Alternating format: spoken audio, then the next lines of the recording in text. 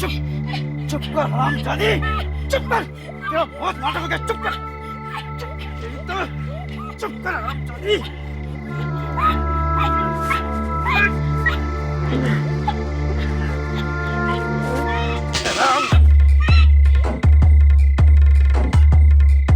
विष्णु, तू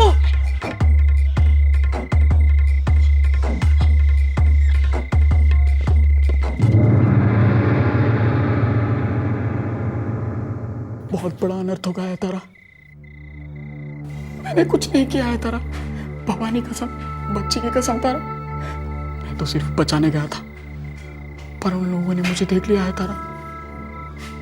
लोग मुझे नहीं छोड़ेंगे। कौन नहीं छोड़ेंगे, बताइए मुझे। अगर मुझे कुछ हो गया तो तू और महुआ क्या करोगे? बोल तारा, साफ साफ बताइए ना, क्या हुआ है? बताऊंगा, बाद में बताऊंगा। बाबा चलो बीड़ी बुझाओ, मैंने खाना ला दिया, अपने हाथों से बनाया। ये आपकी सबसे मनपसंद सब्जी।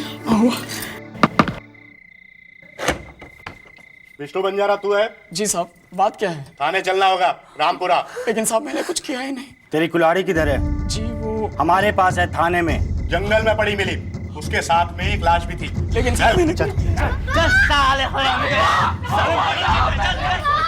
अरे छुड़ा लाइए, उन्होंने कुछ नहीं तारा किया। बहन क्या हुआ? क्या हुआ तारा बहन? तो भैया उन्हें छुड़ा लाइए, उन्होंने कुछ नहीं किया। रो नहीं, मैं देखता हूँ, मैं देखता हूँ। आइए माधव भैया। कैसी बात कर रहे हैं? नहीं नहीं, ऐसा कुछ नहीं होगा। हम काहे बैठे हैं? लाने गए हैं उसे। आप बेफिक्र होकर सो जाइए, हम सब संभाल लेंगे। जयंत ठाकुर।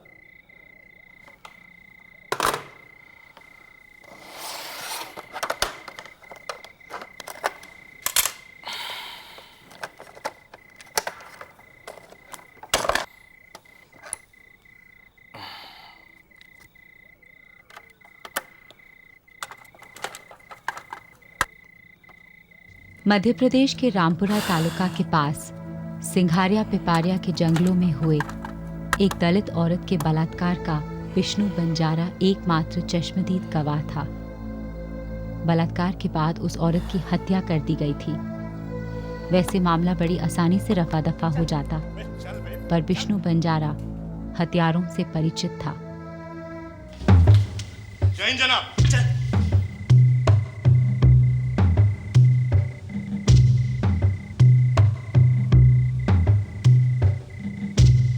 साहब ऐसे कैसे जुर्म कबूल करें साहब, जब हमने कुछ किया ही नहीं साहब। तो फिर किसने किया?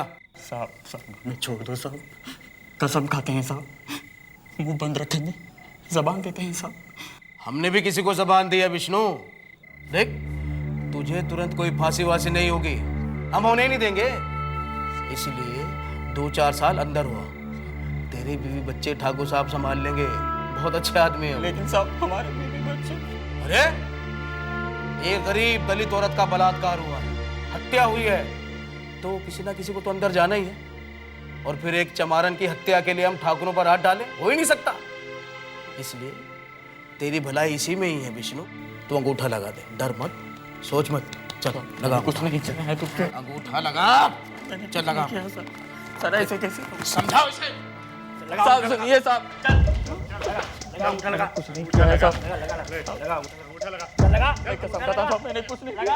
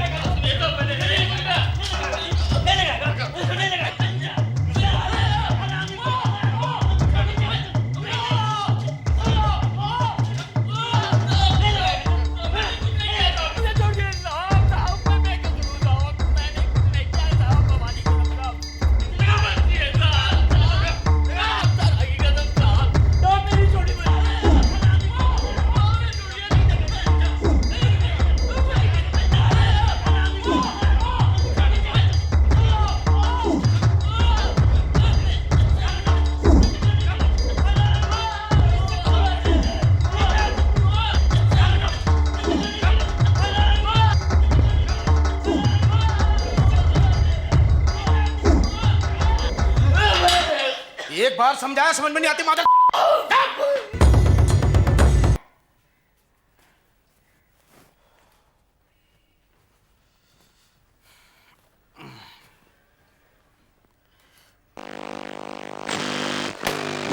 ना था।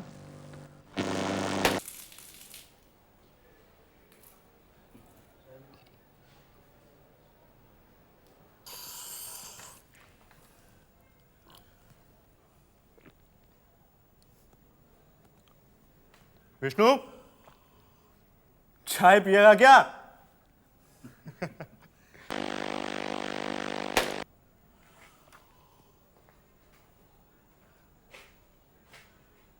विष्णु, हे विष्णु, विष्णु,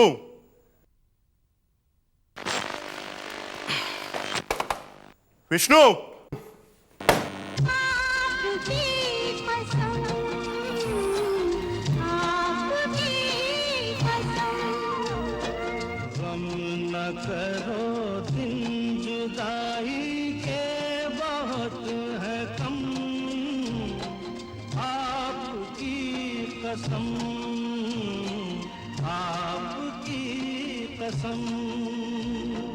एक बार बोलूंगा, बार बार नहीं। मेरी बात ध्यान से सुनो अंसारी। तुम एक रोज नामचा बनाओ, उसमें लिखो कि कल रात को 10:30 बजे विष्णु बंजारा को हमने यहाँ से छोड़ दिया था। एंट्री करवाओ और उसका अंगूठा लगवाओ जल्दी से। जी जनाब। जाओ। शुक्ला बाहर जो आदमी मुर्गा बना, क्या नाम है उसका? साहब पॉकेट मारो जमाल। बुलाओ उसे। और जयराज तुम एक काम करो, पंचनामा बनाओ, उसमें लिखो कि इस जमाल कोई अनजान आदमी गांधी रोड पर रेंगता हुआ मिला, उसके सीने में दर्द था और जैसे ही वो पास पहुंचा उसने दम तोड़ दिया। जमाल ने मैं आगाह किया। और हाँ, लाश के बदन पर कोई भी मारवार का निशान नहीं था, लिखना। मैंने खुद छानबीन की। जी ठीक है साहब। जमाल, सुन बे मादर, तुझे वो आदमी गांधी रोड पर पड़ा हुआ मिला, समझ गया? म्युनिसिपैलिटी के नाम एक लेटर टाइप करो, तुरंत इस लाश का क्रियाक्रम करवा दो आज ही। ये लो पकड़ो। आई बात समझ में? जी। जल्द से जल्द इस लाश का क्रियाक्रम और हमेशा के लिए मुंह बंद। और याद रखना, अगर एक डूबेगा तो सबके सब डूबेंगे। आई समझ में? इस लाश को जल्दी बाहर निकलवा फटाफट। Yes sir.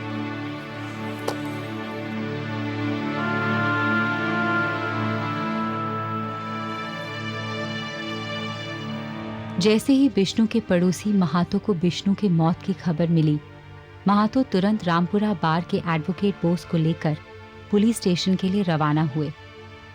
इसके पहले कि तिवारी और उसके आदमी विष्णु की लाश को लेकर उसे ठिकाने लगाने पुलिस स्टेशन से निकालते, एडवोकेट बोस ने उन्हें रोका। जल्दी करो, जल्दी करो। चलिए।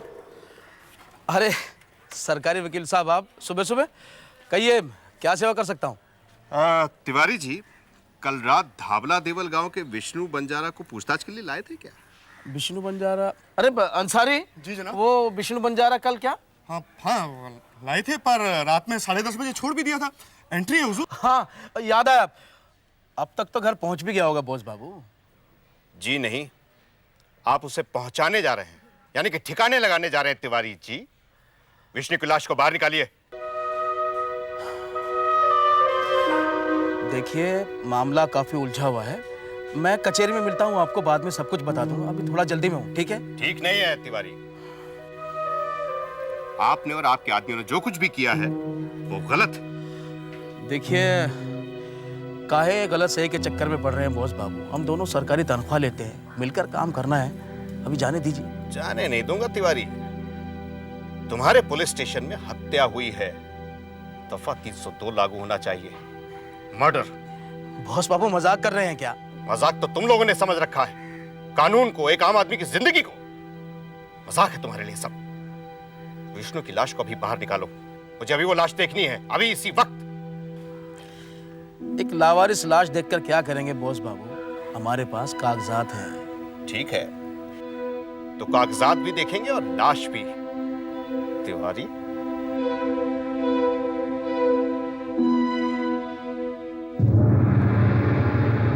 विष्णु, क्या हुआ रे विष्णु? वकील साहब, विष्णु। तिवारी, ये लाश यहां से कहीं नहीं जाएगी। मैं डीएम को फोन करने जा रहा हूं। डिस्ट्रिक्ट मैजिस्ट्रेट के आदेश के अनुसार लाश की पोस्टमार्टम हुई और ये बात साफ साफ सामने आई कि विष्णु की मौत लॉकअप में टॉर्चर के कारण हुई थी।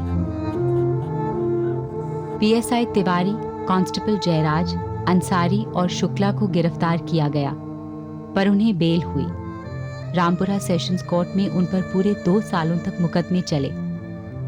इन 2 सालों में न्याय का इंतजार करते करते विष्णु की पत्नी और बेटी को काफी आर्थिक और मानसिक यातनाएं झेलनी पड़ी, पर रामपुरा सेशंस कोर्ट के फैसले ने उनकी उम्मीदों पर पानी फेर दिया। सरकारी वकील द्वारा पेश किए गए सारे सबूत काफी नहीं मानते हुए सभी पुलिस कर्मचारियों को बरी कर दिया गया। परेशान होने की कोई बात नहीं है, ये तो सिर्फ सेशंस कोर्ट था। अब हम हाई कोर्ट में अपील करेंगे, भोपाल में, बड़ी कचहरी में। अब वो लोग ऐसे छूट नहीं सकते। आप लोग बस हौसला मत छोड़िए, डरिए मत। अब अपने लिए कोई डर नहीं है भैया, बस इसके लिए फिक्र सताती है। 2 साल में हालत तो आप देख रहे हैं। बड़ी कचहरी में फैसला होते होते न जाने कितने साल लग जाएंगे। लेकिन उन्हें सजा तो मिलनी चाहिए तारा बहन, न्याय तो मिलना चाहिए आपको और बच्ची महुआ को।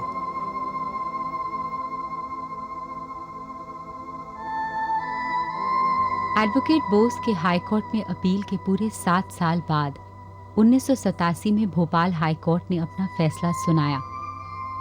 पीएसआई तिवारी के अलावा बाकी सभी पुलिस कर्मचारियों की रिहाई के खिलाफ की गई सरकारी अपील खारिज कर दी गई। एडवोकेट बोस द्वारा तिवारी के ऊपर आईपीसी के दफा 302 और दफा 304 के लागू होने की मांग को भी ठुकराया गया। हाईकोर्ट ने पीएसआई तिवारी को केवल जाली कागजात तैयार करने और पुलिस कस्टडी में हुए एक मौत को छुपाने के जुर्म में आईपीसी के दफा 342, 218 और 201 के तहत 2 साल की सजाए बामुशक्कत सुनाई। अब हम आपको अपना दोस्त नहीं मानेंगे बोस बाबू। हम तो 2 साल जेल में सड़ेंगे, हमारा पूरा परिवार भूखा मरेगा सिर्फ आपकी बदौलत। तिवारी, तुम 2 साल बाद वापस आकर अपने परिवार को खिला सकते हो, लेकिन विष्णु बंजारा कभी वापस नहीं आएगा। उसके परिवार का क्या? एक मासूम आदमी की जिंदगी के बदले में 2 साल की सजा बहुत कम है तिवारी। फाइल कहाँ रख दी अंसारी ने? कैसे हो जयराज? सलाम साहब। अरे सलाम ठोक के साले क्यों मेरे जले में नमक छिड़क रहे हो तुम? हैं? वहाँ 2 साल जेल में तुम जैसे हवलदारों को सलाम ठोक ठोक के साली बीड़ी पी है मैंने। कसम से वर्दी क्या उतर गई, मैं तो हिला हो गया बिल्कुल। जय हिंद तिवारी साहब, कैसे हैं आप? कैसे हो अंसारी? जिंदगी कैसी गुजर रही है? हमारी जिंदगी भी कोई बेहतर नहीं है हुजूर। रात दिन इस डर में काटे हैं कि कहीं सुप्रीम कोर्ट हमारे खिलाफ फैसला न सुना दे। हाँ, वकीलों के खर्चे, दिल्ली का आना जाना, हालत खराब हो गई है जनाब। और इस पर से अपनी प्रमोशन भी तो रुक गई है। पता नहीं किस जन्म की दुश्मनी निकाल रहा है ये बोस। जनाब, उस बोस को उकसाती है वो सुश्री विष्णु की बेवा, और उसको उकसाता है वो महतो। और चर्बी चढ़ गई है हरामजादे के। तो उतारते हैं ना चर्बी? उतारते हैं चर्बी। अब हमारे साहब आ गए हैं, सारी चर्बी निकाल देंगे एक दिन में।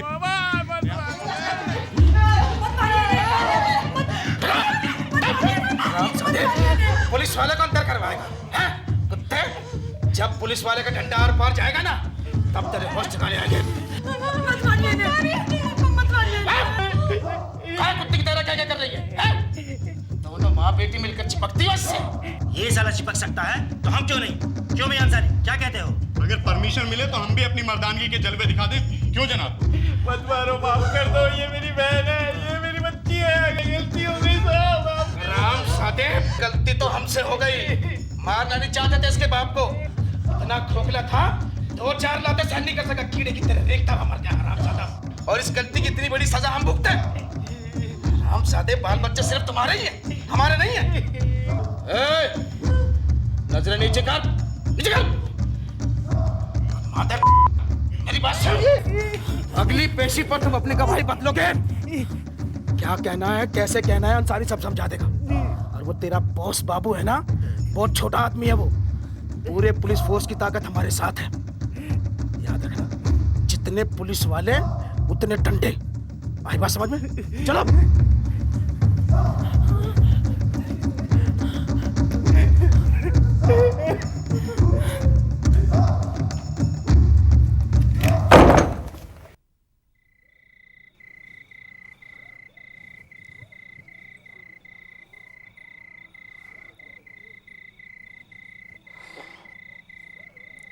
मातो, तुम लोगों पर जो ये हमला हुआ है उससे हमारा केस और भी ज्यादा मजबूत हो गया है। अरे वो लोग अपना रंग दिखाने लगे हैं, कितनी आसानी से हिंसा पर उतर आते हैं। उनको लगता है जैसे उनका कोई बाल विवाह का नहीं कर सकता, राज है उनका। बस बस बोस बाबू, हमें गलत मत समझिएगा। अब हम लोग थक चुके हैं और रहना इसी गांव में। बच्ची बड़ी हो रही और वो लोग जानवर है, जानवर कितना मारे। तारा बहन और इसकी बच्ची को कितना गंदा बोले, और जो बोले वो करेंगे जरूर। अब तो सोचते हैं ये किसी तरह से खत्म हो। उनको सजा होने से भी क्या होगा? उन्हें सजा मिलने से विष्णु की आखिरकार न्याय की दिशा में एक कदम बढ़ा। सुप्रीम कोर्ट ने रामपुरा सेशंस कोर्ट और भोपाल हाई कोर्ट द्वारा पुलिस कस्टडी में 3rd डिग्री टॉर्चर जैसे गैर कानूनी अमानवीय प्रथा को नजरअंदाज करने पर कड़ा रुख अपनाया। पीएसआई मनु तिवारी को दफा 304 के चार्ज पर 2 साल की कड़ी सजा सुनाई गई। साथ साथ 14 सालों से आजाद घूम रहे कांस्टेबल जयराज और कांस्टेबल अंसारी को 1-1 साल की जेल हुई। इन तीनों को 50-50 हजार रुपयों का दंड भी देना पड़ा। दंड की ये रकम विष्णु के घर वालों को हर्जाने के तौर पर सौंप दी गई। पुलिस कस्टडी में टॉर्चर और हो रही मौतों के संदर्भ में सुप्रीम कोर्ट के इस फैसले को लैंडमार्क जजमेंट माना जाता है। इस फैसले ने विष्णु बंजारा के परिवार को हिम्मत दी है। आज तारा और महुआ जिंदगी को नए सिरे से शुरू करने की कोशिश में हैं।